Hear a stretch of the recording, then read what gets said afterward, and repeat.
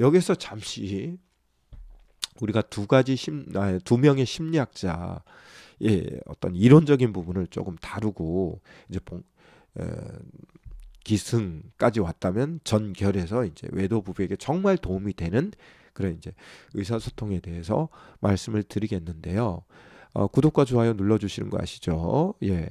지금부터 다루는 거에 대한 출처는 아래에 있는 책에서 제가 발췌했다는 걸 미리 알려드립니다. 그래서 이제 키슬러의 대인관계 양식이라는 게 있는데요. 이 대인관계 양식이 왜 중요하냐면 결국은 대인관계와 그 다음에 그 의사소통 유형이 맞물려 있어요. 즉 의사소통이 나쁘면 대인관계도 안 좋고 대인관계가 나쁜 사람을 가만히 지켜보면 의사소통 방법이 안 좋아요. 그래서 키슬러는 8가지의 대인관계 양식을 만들었는데요. 일단 지배형과 그 다음에 복종형, 이런 지배와 복종이란 구조에서 하나를 만들어 봤고, 그래서 상하로 축을 만들어 봤고요. 가로축으로는 무엇이냐면 냉담형과 친화형, 그러니까 친화의 반대가 냉담이잖아요. 요런 형으로 요렇게 4가지 유형이 있고, 그 다음에 그 사이사이에 무엇이 있다? 신뢰형이 있고, 그 다음에 사교형이 있고, 그리고 고립형이 있고, 순박형이 있다, 이렇게 돼 있는데요. 요 부분은 제가 좀 섬세하게 말씀을 드릴 테니까 여러분들 내 유형이 뭔지, 또 우리 부부의 유형은 어떠한 결합으로 되어 있는지 한번 체크를 해보도록 해보세요. 제가 이걸 조금 섬세하게 하려고 자료를 좀 준비를 했고 핸드폰에 저장을 했는데 그걸 가지고 한번 이야기를 해보도록 하겠습니다. 먼저 지배형 같은 경우는요, 일반적입니다. 기업의 오너나 정치인들, 이런 이제 리더급에 해당되는 분들이 지배형적인 대인관계의 양식을 많이 가져요. 이런 분들은 자신감이 많죠. 그래서 어떤 모임이나 뭐 행사나 어떤 뭐 동호회나 이런 데 가면 어떤 리더십을 발휘하거나 뭐 주도권을 행사하거나 그래요. 따라서 그 지도력, 추진력 이런 거 잘하죠. 집단 안에서. 그러나 이런 분들이 이제 단점이라고 볼 수 있는 게 뭐냐면 독선적인 자기 주장을 많이 해요. 독단적인. 자기가 말하는 게 제일 똑똑하고 뭐 제일 잘 맞고 막 이래서 만약에 거기에 대해서 토달고 이러면 어떻게 돼요? 굉장히 막 공격을 하거나 또는 막 논쟁을 하는 거죠. 막 네가 틀렸다는 걸 내가 끝끝내 증명할 거야. 이러다 보니까 어떻게 대인관계가 완전히 흐트러집니다. 누가요? 지배형인 사람이요. 그래서 이런 분들의 해결책은 타인의 의견을 적극적으로 경청하는 태도가 필요해요.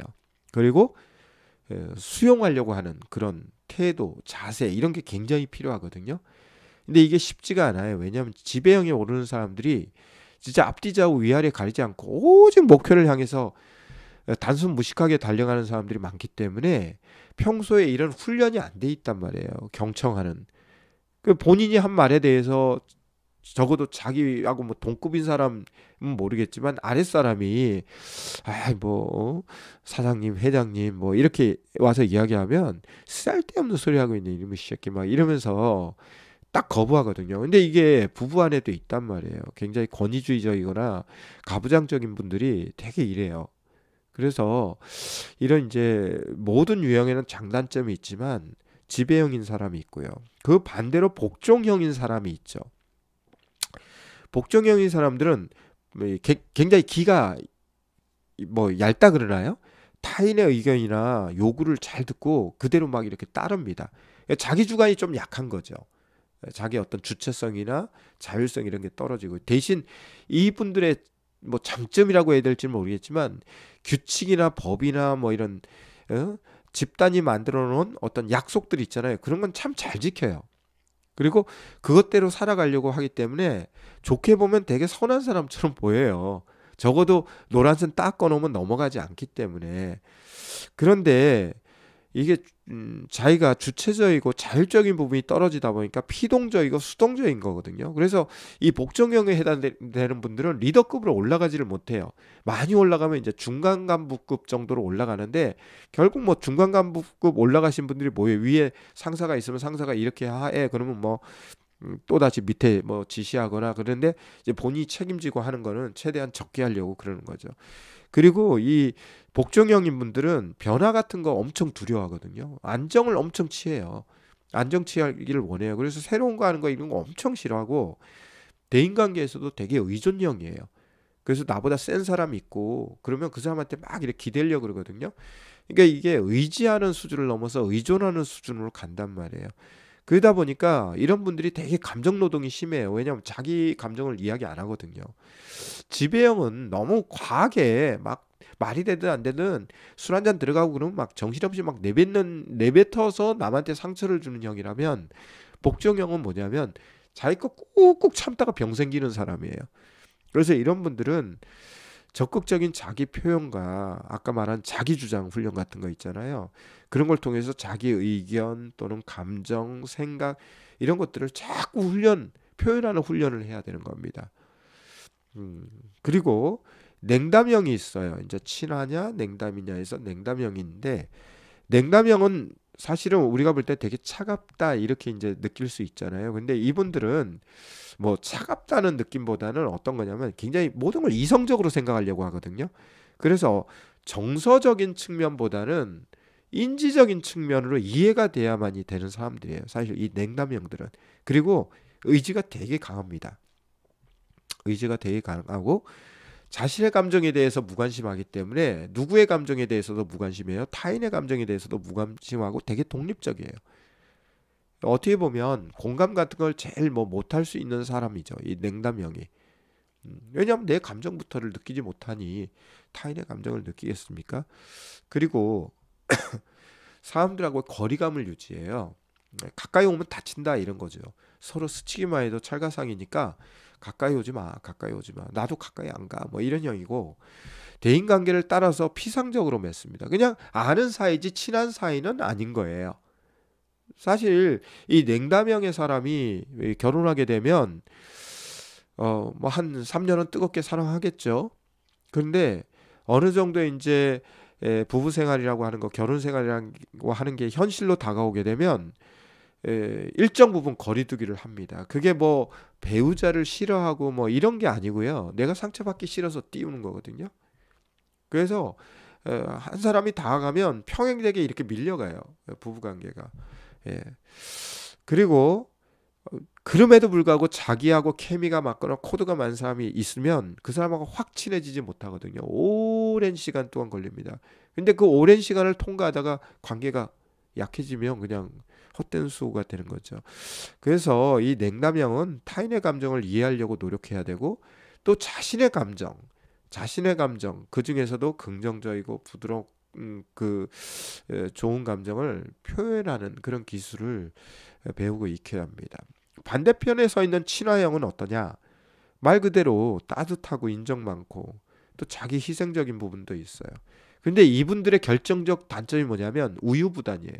그래서 다른 분이 이 친화형 같은 사람을 되게 악용하거나 이용하거든요. 부탁하면 거절할 줄을 몰라요. 자기가 능력이 있고 없고의 문제가 아니라 노란 말을 못하는 거예요. 노란 말을 하면 난 나쁜 사람이다, 이런 인식을 갖고 있는 거거든요.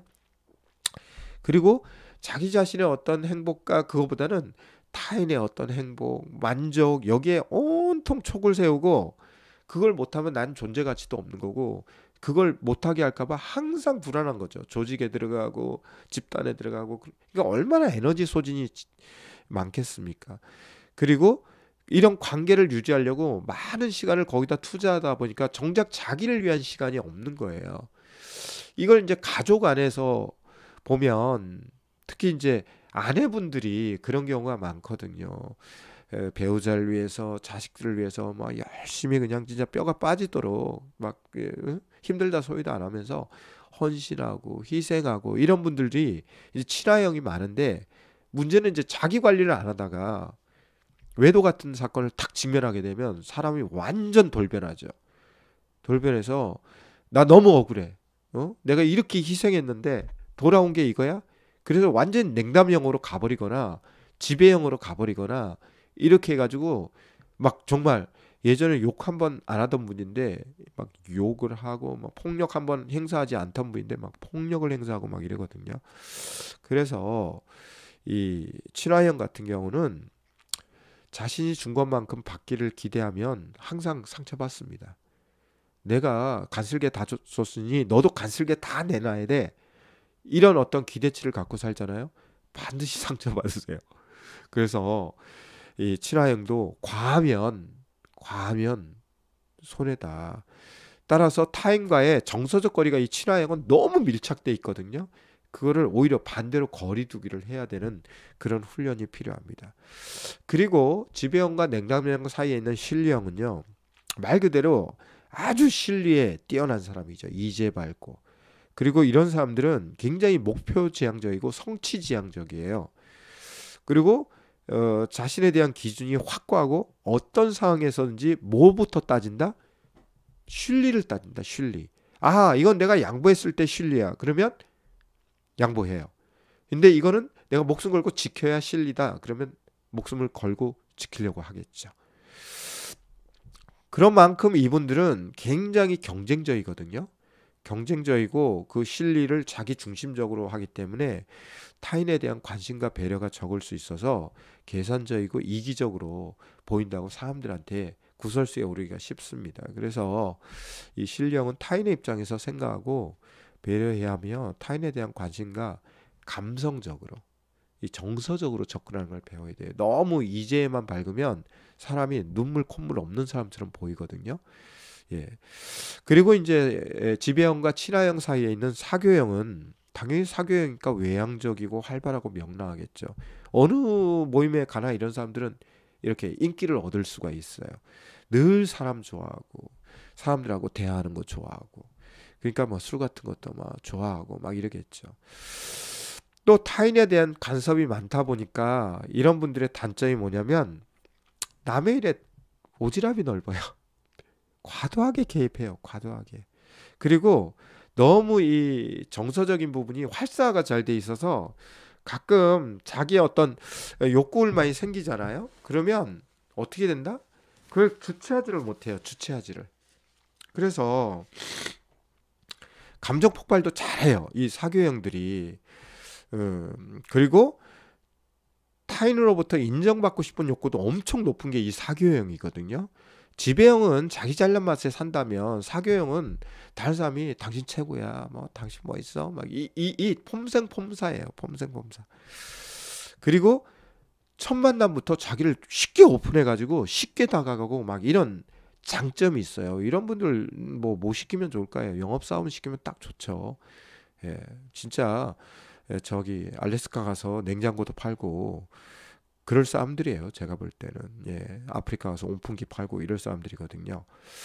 근데 뭐든지 이제 장단점이 있잖아요. 너무 쉽게 오픈하다 보면 상처도 받기가 쉽거든요. 그래서 이런 분들은 어떤 성찰이 필요하냐면 내가 왜 사람들한테 너무 친밀감이 있는 건 좋은데 과도하게 그런 걸 막 표현할까 이런 거에 대한 성찰이 필요해요.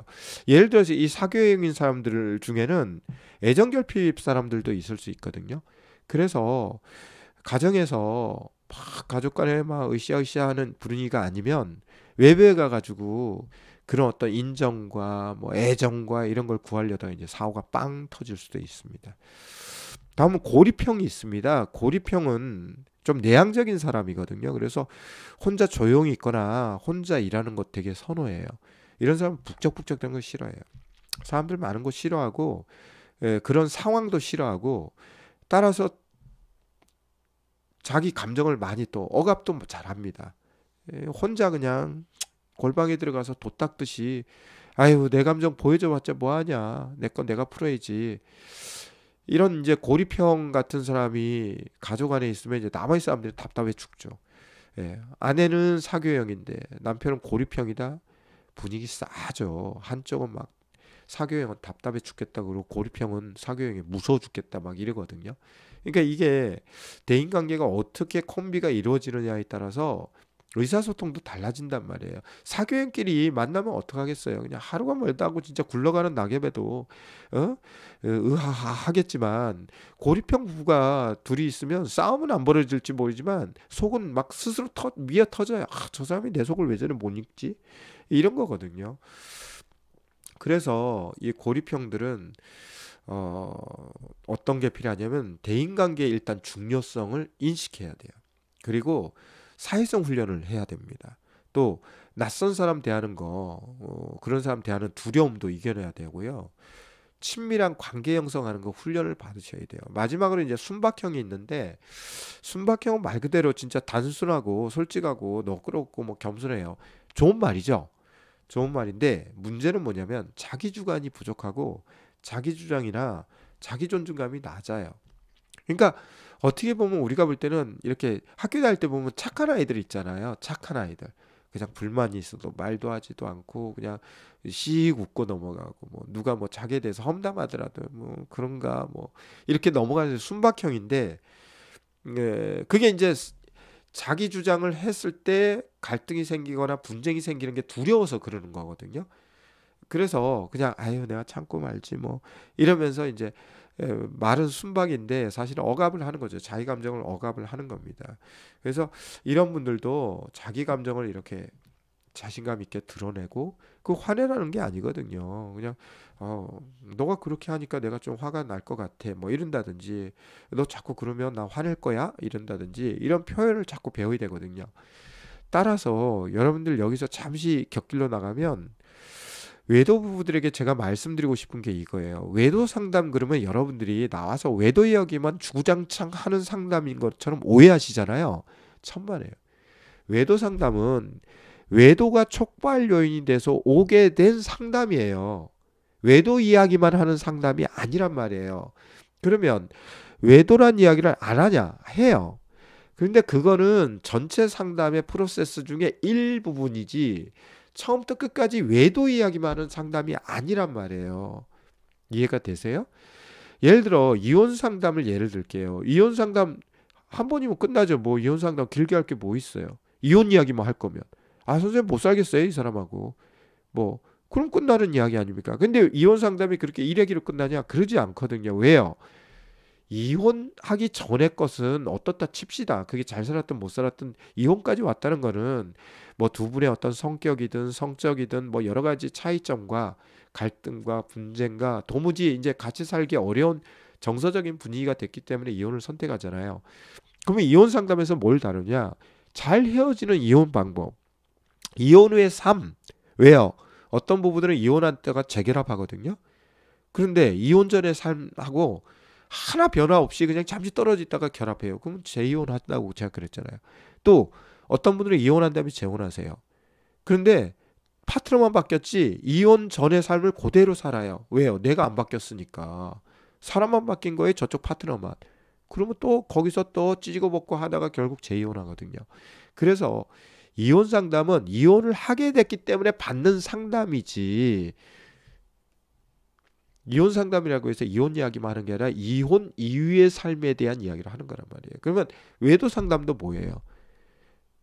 외도 이야기 일부분이 있지만 지금 여기서 다루고 있는 키슬러의 대인관계 양식, 이런 것들 자기가 좀 파악해보고 상담 속에서 나는 친화형이구나. 그 친화형의 장단점이 있는데 내 배우자는 복종형이구나. 그랬을 때 이 두 개의 콤비가 만나게 되면 어떤 현상이 벌어지는지, 단점을 고치지 않으면 어떤 부작용이 생기는지를 다룬단 말이에요. 근데 이런 걸 하게 된 게 뭐예요? 뇌도란 사건이 뻥 터지니까. 어딘가가 내 뼈가 부러졌거나 이러니까 병원으로 달려가지, 내 몸 정상이라고 생각하는 사람이 병원을 왜 가겠습니까? 그렇기 때문에 이런 이제 키슬러의 대인관계 양식 같은 걸 상담해서 다루는 거지, 외도 이야기만 주구장창 하면서 몇 월 며칠 날 뭐 했다, 그게 외도 상담이 아닙니다. 이 부부가 외도가 벌어진 건 사실이고, 그 이전에 그러면 이분들은 어떤 대인관계 양식을 갖고 살았지, 어떤 의사소통 방법을 갖고 살았지, 이런 걸 보는 거예요. 되게 중요하지 않습니까, 여러분?